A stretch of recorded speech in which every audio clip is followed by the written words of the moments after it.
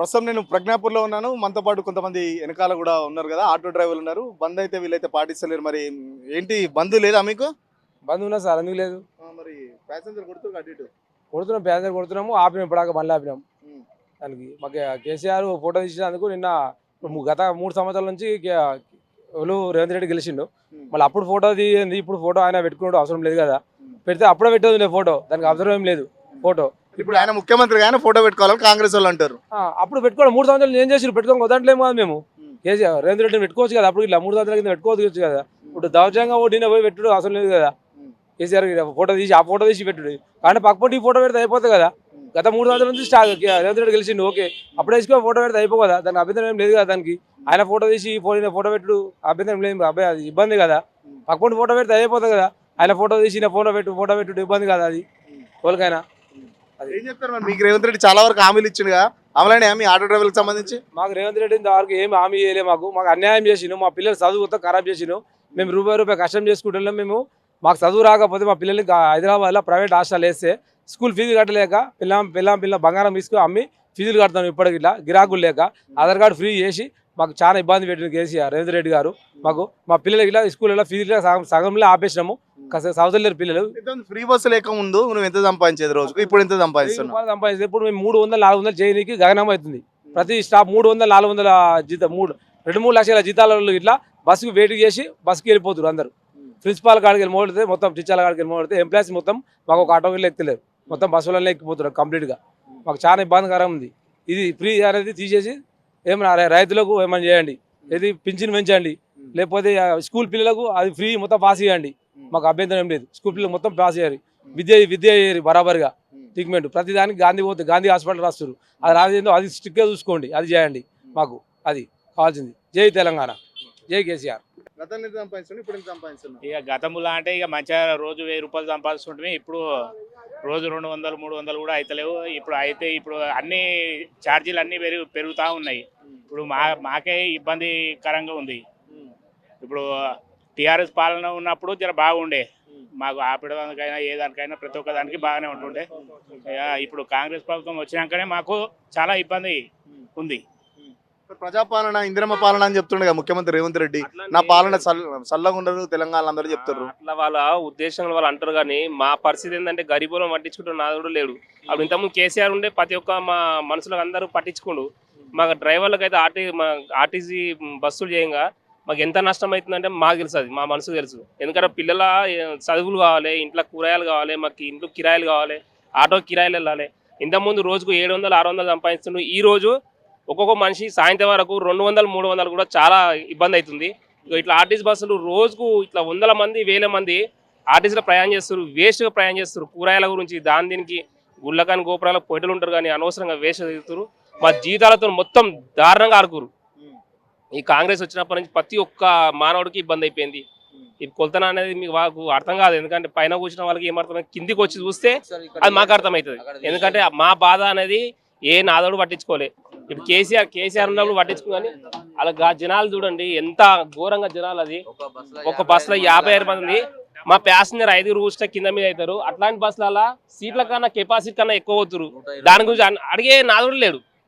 ఇప్పుడు మీరు ఇలా వీడియో చూసుకోండి, ఇదే లైవ్ పెట్టుకోండి, ఎంత మంది ఉంటారో అంతమంది మా జీవితాలతో ఆడుకుంటూ 5 సంవత్సరాలు మేము ఎంత ఏడుస్తున్నామో. ఇప్పుడు 2 సంవత్సరాలు అయింది.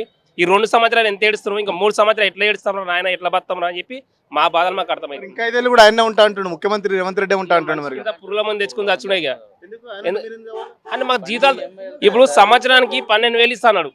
సంవత్సరానికి 12,000 అంటే రోజుకి ఎంత అవుతుంది అన్న? రోజుకు 42 రూపాయలు 43 రూపాయలు అవుతుంది. అంటే మా జీతాలతో ఆడుకున్నట్టేగా. సంవత్సరానికి 12,000 అంటే ఏ రకంగా ఇస్తారు? 12,000 ఆ 12,000 ఇస్తాన మాట ఉన్నదా? ఇప్పుడు ఇచ్చిందా? ఒక మనిషి కన్నా ఒక డ్రైవర్కి ఇచ్చిందా? ఆంధ్రాలో పెట్టిరు, ఆంధ్రాలో పెడితే ప్రతి ఒక్క డ్రైవర్కి ఇచ్చారు 15,000 ఇచ్చారు. వాళ్ళకన్నా అద్మానమా?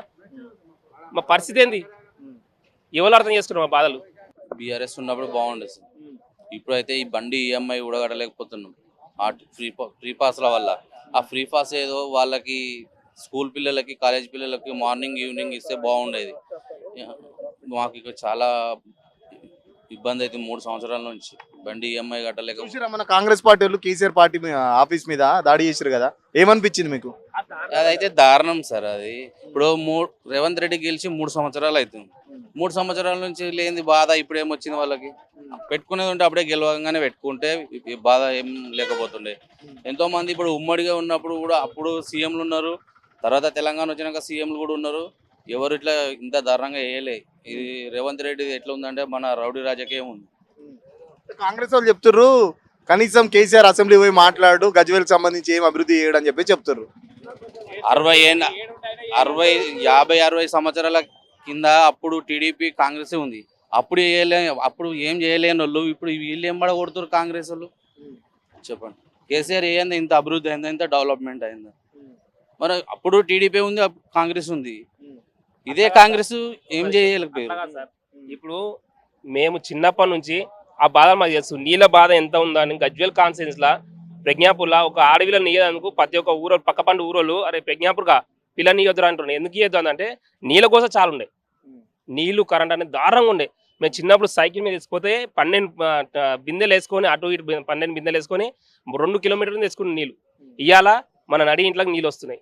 దానికి కారణం ఎవరు? కేసీఆర్. కరెంట్ అయితే పొద్దున 9 గంటలకు పోతే రాత్రి 9 గంటలకు వస్తుండే. ఇప్పుడేంది జబర్దస్త్ కరెంట్ వస్తుంది. ఎవరి పుణ్యం అది? కేసీఆర్ పుణ్యం. ఇంతకుముందు వేసాము చేద్దాం ఇన్ని చేసిన కేసీఆర్ ఎందుకు కూడా కొట్టిరు మరి తెలంగాణ ప్రజలు? మా గజ్వేల్ కాన్స్టిట్యూన్సీలో కేసీఆర్ గెలిచింది కదా, మేము గెలిపించుకున్నాం కదా. ముఖ్యమంత్రి అంటే ఇక పక్క పండు మనం చేస్తాం అన్న. మన గజ్వేల్ కాన్స్టిట్యూన్సీలో మనం కేసీఆర్ మనం చేసుకుంటే ఉన్నాం. ఇక వాళ్ళ పగలు ఎట్లున్నాయి, ఎంతో డబ్బులు పెట్టి వాళ్ళు వేయించుకోవచ్చు. కేసీఆర్ని ఎవరు ఓడగొట్టరు, ఆ దమ్ము లేదు. నెక్స్ట్ వచ్చేది కేసీఆరే. అది 100 to 100% కేసీఆర్ వస్తాడు. దాని తర్వాత ఈ పాలన ఎట్లుంటుంది ఇంకా డబల్ అయిపోతుంది. మీరు కేసీఆర్ వస్తుండే వచ్చే 5 ఏళ్ళు కూడా నేనే ఉంటాయి, ఇక కేసీఆర్ ఫామ్ హౌస్ లో మండబెట్టినా ఫామ్ హౌస్ కి పరిమితం చేస్తా అని చెప్పేసి రేవంత్ రెడ్డి అంటున్నాడు. చాలా వరకు తిడుతున్నాడు, కేసీఆర్ కూడా తిడుతున్నా చూసిరుగా మీరు. ఏమనిపిస్తుంది కేసీఆర్ తిడుతుంటే? మాకు రక్తం మసులుతుంటది. ఇక వాళ్ళు అనేవాళ్ళు అంటుంటారు ఏమైతే మనం ఒక 5 సంవత్సరాలు వెయిట్ చేయాలి. తర్వాత మన కేసీఆర్ వచ్చిన తర్వాత వాళ్ళు మళ్ళీ లోపల కూర్చుండే కదా. 2 years అయితే వెయిట్ చేయాలి. తర్వాత కేసీఆర్ పాలన వచ్చిన తర్వాత అప్పుడు చూడాలి ఇంకెట్లుంటుంది. కాకుండా గజ్వేల్కి అలా చూడండి, కిలోమీటర్ పోయిన తర్వాత రోడ్ ఎట్లుందో దానికి అర్థమవుతుంది. 2 సంవత్సరాలను చూస్తారు, ఎలక్షన్లు వచ్చినప్పుడు చూస్తారు. దానికి మరామతు చేసేవారు నాదులు లేడు, ఒక ప్యాచ్ వరకు వేయలేదు. ఇవన్నీ చూస్తే ఎక్కడ చేస్తారు అది? ఆ బైక్లోళ్ళు ఆటోలోళ్ళు ప్రతి ఒక్కటి ఇబ్బంది అవుతుంది. దానికి కనిపిస్తలేదా? ప్రతి ఒక్క నాయకుడు పోతుంది, నర్సరెడ్డి పోతుంది, రోజు పోతుంది ఇట్ల నుంచి. మన నర్సరెడ్డి కనిపిస్తలేదా? ఆ రోడ్డు పెద్ద మరకాడు కనిపిస్తలేదా? దాని నర్సారెడ్డి కాదా ఇక్కడ కేసీఆర్ కదా ఎమ్మెల్యే? కేసీఆర్ నర్సరెడ్డి అని కాంగ్రెస్ కు పెద్ద మనిషి నర్సరెడ్డి కదా, ఆయనకైనా అర్థం చేసుకోవాలిగా. ఇప్పుడు కేసీఆర్ మన రేవంత్ రెడ్డి సీఎం ఉన్నాడు. ఇప్పుడు గజ్వేల్ కాన్స్టిట్యూన్సీలో నర్సరెడ్డి మొత్తం చూసుకుంటున్నారు. మరి అదెందుకు కనిపిస్తలేదు? రాత్రిపూట రండి ఈ లైట్లో చూసుకుంటే చిమ్మని చికెట్ లెక్క ఉంటుంది. ఇంతకుముందు ఇప్పుడు ఒక గుండు కింద పడ్డా కానీ కనిపిస్తుండే, ఇప్పుడు అద్దాలు పెట్టుకొని చూసినా కనిపించదు. అంత లైట్లు ఉంటాయి ఈ లైట్లకు. ఎందుకు అంటారు? చిన్న చిన్న ఊళ్ళ పండు పోండి ఎంత వెలిగిపోతుంది కరెంట్ లైట్లు బుగ్గలు.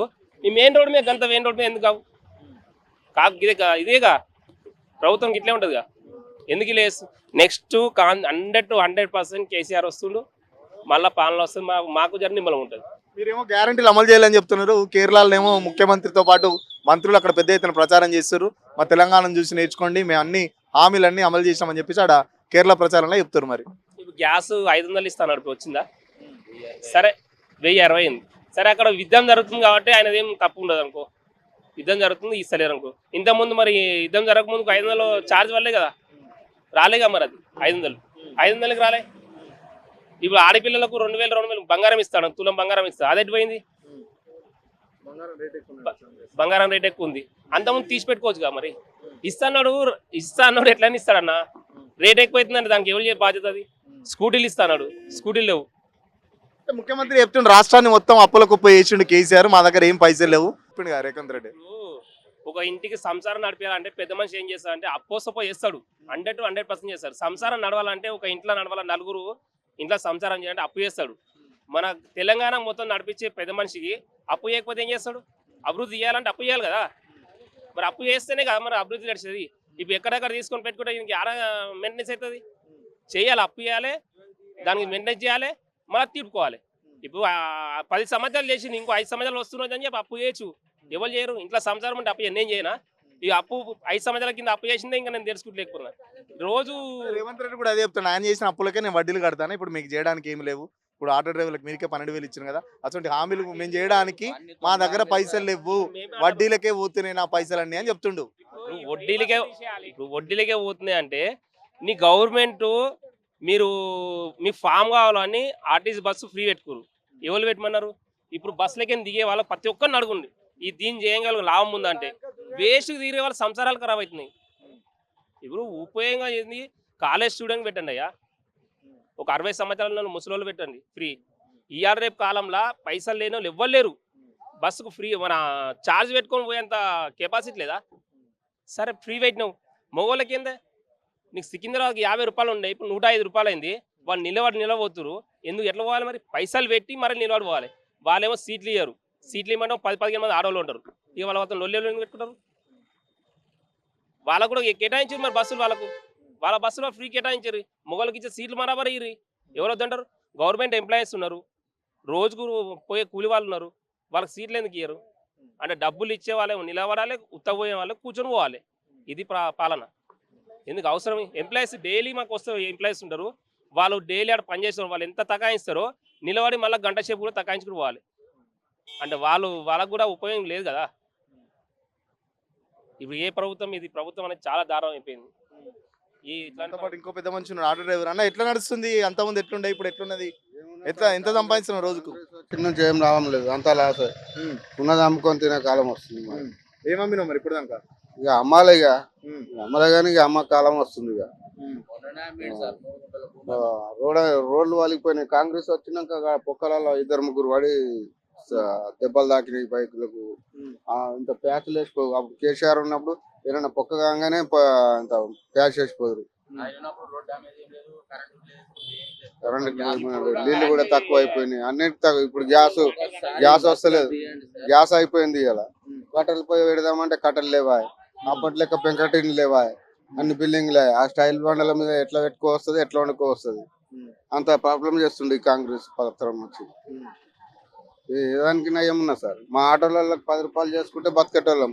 పీరు బస్సు పెట్టి ఆడవాళ్ళు జాతరాలు తిరుగుతారు, ఎంజాయ్ చేసుకొని వస్తారు పీరు బస్సు అని. మగవాళ్ళు పనుల మీద పోగానే బస్సు ఎక్కుతారు, పొద్దున్నదాకా 4 గంటల దాకా యాత్రలు తిరుగుతారు, ఎంజాయ్ చేసుకుంటారు, మళ్ళీ పోతురు. మగవాడు పైసలు కట్టాలి, నిలబడాలి. ఇట్లా ఉన్నది. ఉత్త తిరుగుతారా? పని లేకుండా ఉత్త తిరుగుతారంట? తిరుగుతారు, దేవుళ్ళ దగ్గరికి అని వెళ్తారు, అన్ని ఎంజాయ్ చేయలేదు, అన్ని పనులు చేసుకొని మళ్ళీ మగవాళ్ళు వచ్చే వరకు ఇళ్ళలో పోతురు. అట్లున్నది. ఆటో డ్రైవర్ల మాటలు వింటుంటే దాదాపు కాంగ్రెస్ పార్టీ అధికారంలోకి వచ్చే ముందు చాలా వరకు హామీలు ఇచ్చింది. గతంలో బీఆర్ఎస్ ప్రభుత్వం ఉన్నప్పుడు ఇక్కడ చాలా వరకు అభివృద్ధి కార్యక్రమాలు జరిగినాయి. ఇది ఒక సింగిల్ రోడ్డు ఉండేది, ఇప్పుడు కనీసం ఈ రోడ్డును పట్టించుకునే పాపన పోలేదు కాంగ్రెస్ పార్టీ. ఏదైతే ఇక్కడ నర్సారెడ్డి ఉన్నారో కాంగ్రెస్ ఇన్ఛార్జ్ అస్సలు పట్టించుకోవట్లేదు. గజ్వేల్కి సంబంధించి కాంగ్రెస్ పార్టీ అధికారంలో ఉంది కాబట్టి నర్సారెడ్డి ఇక్కడ చొరవ తీసుకోవాలి, ఇక్కడ సమస్యలు చాలా ఉన్నాయి. కేవలం బీఆర్ఎస్ పార్టీకి సంబంధించిన ఆఫీస్ మీద దాడి చేయడాన్ని అయితే మేము ఖండిస్తున్నాం. ఖచ్చితంగా ఆటో డ్రైవర్లకు ఇచ్చిన హామీలన్నీ నెరవేర్చాలని చెప్తున్న పరిస్థితి చూస్తున్నాం కదా. నా వెనకాల బస్సు ఉంది, ఇక్కడనే దాదాపు గవర్నమెంట్కి సంబంధించిన ఎంప్లాయీస్ కూడా లక్షల జీతం వచ్చిన వాళ్ళు కూడా గవర్నమెంట్ ఆఫీస్కి సంబంధించిన ఎంప్లాయీస్ కూడా బస్సులలో పోతున్నారు, ఫ్రీ బస్సుకు పోతున్నారు మహిళలు. కానీ కేవలం ఫ్రీ బస్సుకు మేము వ్యతిరేకం కాదు, బట్ అది పిల్లలకో లేకపోతే 60 ఏళ్ళ పైబన్న మహిళలకు ఇస్తే సరిపోతుంది. ఉన్న మహిళలందరికీ ఇచ్చేసరికి మా ఆమ్దాన్ అయితే లేకుండా పోతుంది. గతంలో 1000 రూపాయలు సంపాదించడం రోజుకి ఇప్పుడు కనీసం 200-300 కూడా వస్తలేదు. దాంట్లో కిరాయి కట్టానా, లేకపోతే ఆటో కిరాయి కట్టానా, లేకపోతే ఇంటికి సామాన్లు తీసుకుపోన్నా, నిజంగా పరిస్థితి అగమ్య గోచరంగా ఉంది. వచ్చే 5 ఏళ్ళు కూడా కాంగ్రెస్ ప్రభుత్వం వస్తాం, మా పరిస్థితి నిజంగా ఉరేసుకొని చచ్చిపోవడం అని చెప్పేసి కూడా ఆటో డ్రైవర్లు చెప్తున్న పరిస్థితి. వీడియో జర్నలిస్ట్ సతీష్తో సురేష్ తెలుగుల కోసం, ప్రజ్ఞాపూర్ నుంచి. అసలైన తొలి వెలుగు. ఫాలో వాట్సాప్ @తొలి వెలుగు official.